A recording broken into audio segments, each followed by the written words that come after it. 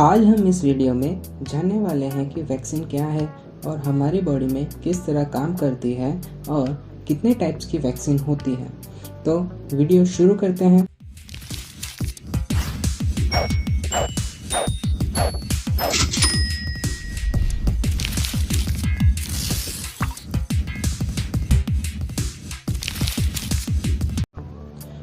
अगर हम वैक्सीन की हिस्ट्री की बात करें तो ईयर 1796 में एक साइंटिस्ट थे जिनका नाम था एडवर्ड जेनर। उन्होंने एक काउपॉक्स वायरस, जो कि एक इन्फेक्शियस डिजीज़ है और जनरली काउस के अंदर देखी जाती है, लेकिन अब ये डिजीज़ रेयर है, तो उन्होंने कुछ मटेरियल इस वायरस का एक 8 साल के बच्चे में इंजेक्ट किया, ये सोचकर कि ये जो मटेरियल है स्मॉल पॉक्स जैसी एक जानलेवा बीमारी है, उससे लोगों को बचाया जा सकेगा। और उनको इस काम में कामयाबी भी मिली और वह जो 8 साल का बच्चा था वो इस बीमारी से पूरी तरीके से सुरक्षित हो गया। तो अब सवाल ये है कि ये क्यों हुआ। मीन्स यहाँ पर जो उन्होंने काउपॉक्स वायरस से जो एक मटेरियल इस बच्चे के अंदर इंजेक्ट किया, तो उस बच्चे की जो बीमारी थी स्मॉल पॉक्स की, वो ठीक कैसे हो गई। तो इस सवाल का जवाब है जानने के लिए और वैक्सीन किस तरीके से काम करती है ये जानने के लिए हमें इम्यून सिस्टम, यानी कि हमारी बॉडी की प्रोटेक्शन सिस्टम, जो कि हमें बीमारियों से बचाने की कोशिश करता है, उसके बारे में जानना होगा। तो समझो कि सबसे पहले किसी एक वायरस या किसी बैक्टीरिया ने हमारी बॉडी पर अटैक किया, तब हमारा इम्यून सिस्टम उसके सामने रिएक्ट करेगा, हमारी बॉडी उसके सामने रिस्पॉन्स करेगी और उससे पहचानने की, हमारी जो बॉडी से बाहर निकालने की कोशिश करने लगेगी। अब ये सारा काम हमारी बॉडी के अंदर चल रहा है, तो हमें कैसे मालूम चलेगा कि हमारा इम्यून सिस्टम काम कर रहा है। तो ये जानने के लिए हमें कुछ सिम्टम्स पे ध्यान देना होगा, जैसे कि कफिंग यानी कि सर्दी हो जाना, स्नीजिंग यानी छींक आना, इन्फ्लामेशन यानी कि सूजन आना बॉडी के अंदर, और सबसे मेन फीवर यानी कि बुखार आ जाना। तो ये सारे सिम्टम्स, ये सारी जो सिम्बॉल्स हैं, वो हमें क्या बता रहे हैं कि हमारा जो इम्यून सिस्टम है वो काम कर रहा है। और उनका काम है कि जो भी वायरस या बैक्टीरिया हमारी बॉडी में बाहर से आया है, उन्हें पकड़कर पहचान कर बॉडी से बाहर निकालने में हेल्प करते हैं। अब इम्यून सिस्टम तो जो काम है वो तो कर रहा है, उसके साथ सेकेंड लाइन ऑफ डिफेंस यानी हमारी बॉडी का दूसरा सुरक्षा कवच, इनेट इम्यून रिस्पॉन्स, जिसे हम एडेप्टिव इम्यूनिटी भी कहते हैं, वह भी इसी काम में जुड़ जाता है। इनका ये काम है कि वो तुरंत ही बैक्टीरिया या वायरस को पहचान कर उन्हें हमारी बॉडी में फैलने से रोकते हैं और बैक्टीरिया या वायरस किसी भी तरह की मूवमेंट ना करें हमारी बॉडी में, उसका भी ध्यान रखते हैं। एडेप्टिव इम्यूनिटी में 2 तरीके के स्पेशल सेल्स होते हैं, जिन्हें हम बीटा सेल्स और टी सेल्स कहते हैं, जो कि इन बैक्टीरिया और वायरस के सामने लड़ने और उनके बारे में जानकारी इकट्ठा करते हैं।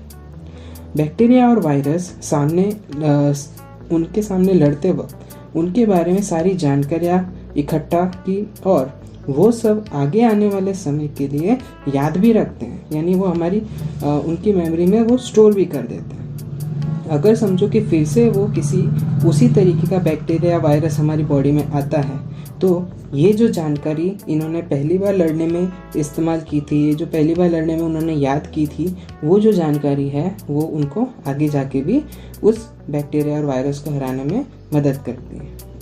लेकिन इतनी स्मार्टनेस के बावजूद भी उतना ही रिस्क है उस वक्त भी रहता है, यानी कि जब दूसरी बार बैक्टीरिया वायरस आता है हमारी बॉडी में, तो रिस्क तो उतना ही बना रहेगा जैसा पहली बार में बना हुआ था।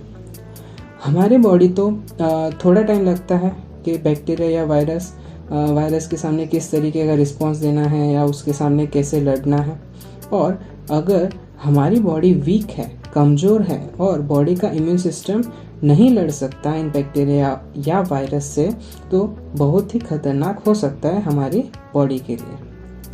तो इसके लिए अगर समझो कि हम पहले से ही हमारी बॉडी को रेडी कर दें इन बैक्टीरिया और वायरस से लड़ने के लिए या कोई भी बीमारी हो उसके सामने लड़ने के लिए, तो कैसा रहेगा। तो अब यहाँ वैक्सीन का रोल आता है, यानी हमारी बॉडी को पहले से ही इन वायरस, बैक्टीरिया या बीमारियों के सामने लड़ने के लिए वैक्सीन है वो हमें मदद करती है। यानी कि साइंटिस्ट ने वैक्सीन ढूंढी और हमारी एडेप्टिव इम्यूनिटी या तो एडेप्टिव इम्यून सिस्टम जो कि बॉडी में बैक्टीरिया और वायरस के सामने हमारी सुरक्षा करते हैं, उनके प्रिंसिपल्स पर वैक्सीन काम करती है। अब ये जो वैक्सीन है अलग अलग टाइप्स की आती हैं जो कि अलग अलग तरीक़ों से हमारी बॉडी को सुरक्षा देते हैं। तो अब हम इनकी बात करते हैं कि वैक्सीन्स के कितने टाइप्स हैं। तो अगर सबसे पहले हम बात करें तो सबसे पहले आती हैं एटीन्यूएटेड वैक्सीन्स। एटीन्यूएटेड वैक्सीन्स यानी इस टाइप के वैक्सीन्स में क्या होता है कि बैक्टीरिया और वायरस जो कि जिस बीमारी से हम जूझ रहे हैं, यानी जिस बैक्टीरिया और वायरस की बीमारी से हम जूझ रहे हैं वो हमारी बॉडी को नुकसान पहुंचा रहे हैं, उन्हीं के इस्तेमाल से ये हमारी जो वैक्सीन है वो रेडी की जाती है। यानी कि जिस बैक्टीरिया और वायरस से हम सामने लड़ रहे हैं उसी बैक्टीरिया और वायरस की मदद से ये जो वैक्सीन है वो तैयार की जाती है। और ये जो वायरस है जिससे वैक्सीन बन रही है वो थोड़े कम पावर के होते हैं। वैसे ही दूसरी टाइप की एक वैक्सीन है जिसे हम कहते हैं इनएक्टिव वैक्सीन। अब इसके नाम से ही पता चलता है, यानी कि इसमें भी बैक्टीरिया और वायरस का इस्तेमाल तो किया जा रहा है, लेकिन यहाँ पर जो बैक्टीरिया और वायरस हैं वो पहले से ही क्या हैं, मरे हुए हैं। तो अब इन दो तरीकों की वैक्सीन में कम पावर वाले या पहले से मरे हुए बैक्टीरिया या वायरस देखे जाते हैं, तो ये हमारी बॉडी में वो वायरस या बैक्टीरिया हमारी बॉडी में फैल ना जाए, लेकिन किसी बीमारी के सामने जिस तरीके से हमारी बॉडी रिएक्ट करती है उसी तरीके का रिस्पॉन्स हमें देखने मिलेगा। और ये रिस्पॉन्स हमारी बॉडी आगे ज़्यादा भयानक बीमारी के सामने लड़ने से मदद करती है। यानी कि इनको जब हमारी बॉडी में इंजेक्ट किया जाता है तो उस वक्त ये जो रिएक्शन देंगे वो रिएक्शन वापस से बीटा सेल और जो टी सेल्स हैं वो याद रखेंगे और आगे जाके कोई बड़ी बीमारी आती है तो उसके सामने ये मदद करेंगे। अब दूसरी तरफ अगर हम बात करें तो एटीन्यूएटेड वैक्सीन के अंदर जिंदा बैक्टीरिया और वायरस होते हैं और उन्हें बनाना बहुत ही हार्ड काम है, बहुत ही कठिन है। और ऐसे लोग जिनकी इम्यूनिटी पावर कमज़ोर हो उनके लिए वो खतरनाक साबित हो सकती है। इनएक्टिव वाली जो वैक्सीन है वो लंबे समय के लिए असर करती नहीं है। और तभी हमारे पास आती हैं तीसरी टाइप की वैक्सीन जिसे हम कहते हैं सब यूनिट वैक्सीन। तो पहला जो टाइप था हमारा एटीन्यूएटेड वैक्सीन, दूसरा था इनएक्टिव वैक्सीन और अब आ रही है थर्ड टाइप जिसे कहते हैं हम सब यूनिट वैक्सीन, जिन्हें बैक्टीरिया और वायरस के कुछ हिस्से जिन्हें हम कहते हैं एंटीजन से बनाया जाता है, जो कि हमारे बॉडी के इम्यून सिस्टम में जाकर उसे एक्टिवेट करता है। यहाँ इस वैक्सीन में एंटीजन एक बैक्टीरिया या वायरस से निकाला गया प्रोटीन या पॉलीसेकेराइड है। प्रोटीन की चेन यानी कि पॉलीसेकेराइड वो वहाँ पर हो सकती है जो कि एक एंटीजन का काम करती है और उसे वैक्सीन में डालकर उसे हमारी बॉडी में इंजेक्ट किया जाता है। तभी आज के समय की अगर हम बात करें तो साइंटिस्ट वैक्सीन में एक नई रेंज ही बनाने की कोशिश कर रहे हैं जिसका नाम है डीएनए वैक्सीन। अब ये चौथी टाइप की हम बोल सकते हैं कि वैक्सीन है जो कि एक मॉडर्न मेडिसिन्स में अभी उसके बारे में रिसर्च चल रही है जिसे हम कहते हैं डीएनए वैक्सीन्स। तो ये वैक्सीन थर्ड जनरेशन वैक्सीन है जिन्हें बैक्टीरिया के डीएनए से बनाया जाता है, जिसकी मदद से एक स्पेसिफिक एंटीजन बनता है और उसी की वजह से बॉडी में इम्यून रिस्पॉन्स हमें देखने मिलता है। अब ये जो इम्यून रिस्पॉन्स है हमें देखने मिल रहा है उस डीएनए वैक्सीन की मदद से। क्योंकि इस वैक्सीन के अंदर सिर्फ स्पेसिफिक यानी कि चुनिंदा डीएनए या जेनेटिक मटेरियल का इस्तेमाल हुआ है और दूसरी किसी चीज़ का नहीं, इसीलिए इन वैक्सीन से कोई बीमारी लगने का खतरा बेहद ही कम होता है। अगर ये टेक्निक कारगर साबित होती है तो फ्यूचर में हमें बहुत सी बीमारियों से लड़ने का, बहुत सी बीमारियों का बेहतर तरीके से ट्रीटमेंट करने का हमें तरीका मिल जाएगा।